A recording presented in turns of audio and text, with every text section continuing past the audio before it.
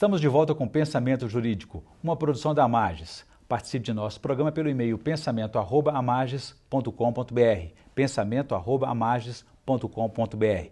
Hoje estamos discutindo o crescente aumento de ações judiciais de marido ou mulher por conta da infidelidade. O nosso entrevistado é o juiz Marcos Antônio Ferreira, que é titular da 2ª Vara de Família da comarca de Montes Claros, no norte de Minas. Doutor Marcos, então no bloco anterior eu deixei uma questão para o senhor sobre a influência da legislação sobre o fim dos relacionamentos. Há um tempo atrás até havia mais acordo. Hoje, com essa emenda constitucional, até gostaria que você explicasse o que ela diz exatamente, ela tem influenciado mais a questão da indenização, o direito à indenização. Qual que foi essa influência?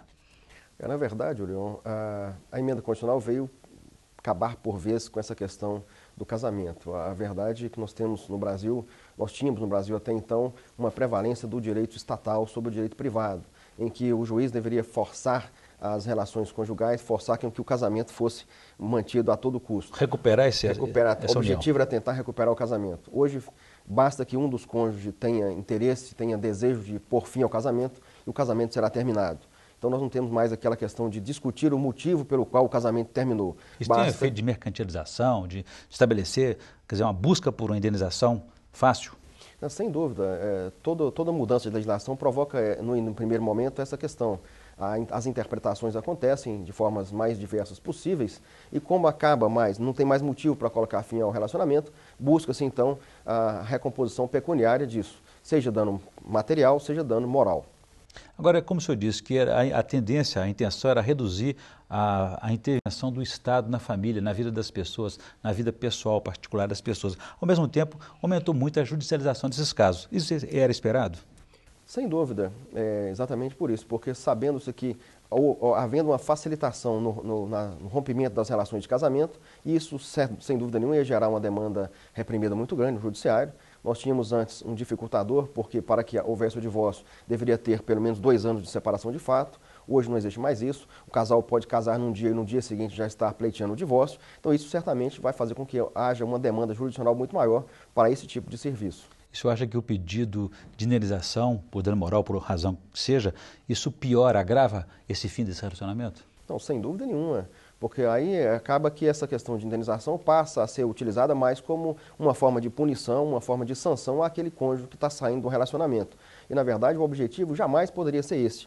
O objetivo dessa indenização, dessa reparação pecuniária, é tão somente para aqueles casos em que há uma exposição vexatória, uma exposição extraordinária, exagerada daquele relacionamento, do fim daquele relacionamento. Não é o fim normal, natural que se espera de qualquer relacionamento. E tem aquele ditado que a parte mais sensível do corpo humano é o bolso. Isso? Então tem um efeito didático nesse sentido. Sem dúvida nenhuma, mas nós não podemos perder de vista nunca que essa questão de indenização, ela é o último caso, é a última razão exatamente para evitar essa questão de sancionar o cônjuge que está saindo do relacionamento. E impedir, às vezes, até usar essa indenização para forçar que o cônjuge não saia daquela relação.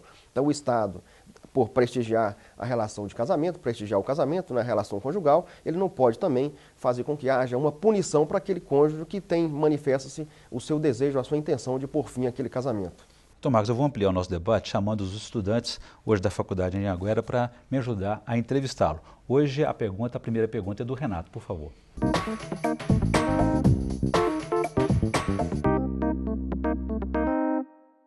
Em uma ação de indenização por danos morais, o juiz deve analisar também os elementos subjetivos da vida íntima do casal para apurar a responsabilidade exclusiva da parte?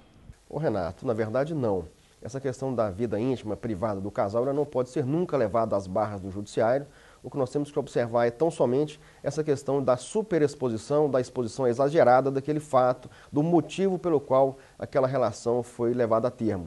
Eu gostaria de saber como aferir o valor da indenização por danos morais no caso da infidelidade conjugal. Cássio, essa questão ela é questão de direito privado, então não tem nenhuma dúvida a respeito disso. Porque basta que nós tenhamos a ideia de que toda e qualquer indenização ela tem que ser proporcional à ofensa e também às condições do ofensor. Porque não adianta o juiz fixar uma indenização milionária sabendo que aquilo vai ser uma execução frustrada, que a pessoa não vai ter nunca condição de pagar. É preferível que se fixe uma indenização, então, de acordo com as condições de cada caso concreto. Existe uma tabela para isso? Não, de maneira nenhuma. Não pode existir nunca uma tabela para isso. Por quê? Porque as condições são pessoais. Uma pessoa que ganha um salário mínimo, ela tem que pagar uma indenização proporcional e diferente daquela que ganha 10, 20 salários mínimos. Quem deve reparar o dano moral na infidelidade conjugal? Ô Getúlio, essa questão também é bem tormentosa. Se nós pensarmos direitinho, deveria ser imputado aos dois infiéis. Mas, na verdade, um dos infiéis, sabidamente, ele não estando na relação de casamento, ele não vai nunca ser sancionado por isso. Então, somente aquele que está envolvido diretamente, somente o cônjuge casado e que foi infiel, é que eventualmente pode ser sancionado via judicial. Muito bem, agradecer então a participação do Renato, a Cássia e o Getúlio da Faculdade Anhanguera. Pegando a carona nessa última pergunta do Getúlio aí, pode-se processar o amante ou amante em vez do cônjuge num caso de infidelidade? Não, a jurisprudência já é pacífica nesse sentido, dizendo que o amante, aí, o terceiro da relação, ele não teria responsabilidade direta. Por quê? Porque o vínculo de casamento é só entre A e B, entre marido e mulher, somente entre eles é que pode haver eventual reparação de dano moral, nunca, até então, com relação a terceiro. Então, Marcos, a gente sabe que o juiz de direito de família, ele é um pouco psicólogo. Da experiência que o senhor tem, o senhor busca antes tentar salvar aquela relação, aquela família, como é que é o comportamento, o que o juiz faz antes de um rompimento definitivo? Sem dúvida nenhuma, a gente tenta ser o mais psicólogo possível, tenta ser o mais conciliador possível.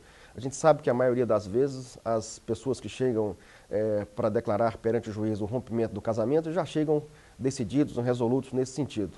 Entretanto, a gente tenta salvar pelo menos o que restou daquilo ali, que é o quê? Que é uma união duradoura para o futuro, não com relação ao casal, mas com relação aos filhos que eventualmente sobrevieram daquela relação. A gente fala sempre que o casamento foi rompido, mas a relação de filiação, de paternidade, ela não acaba nunca. Então a gente tenta mostrar para aqueles que estão se separando ou que estão se divorciando exatamente dessa prerrogativa, que os filhos são o mais importantes e que eles jamais podem ser sancionados, que eles jamais podem sofrer os efeitos daquela falta de amor que terminou com aquele casamento. Ainda explorando a experiência do senhor, quem mais trai hoje? Homem ou mulher? E por que se trai tanto hoje? Na verdade, a gente não tem uma estatística direta sobre isso, mas pelo que a gente lê aí, os estudos, está praticamente balanceado isso.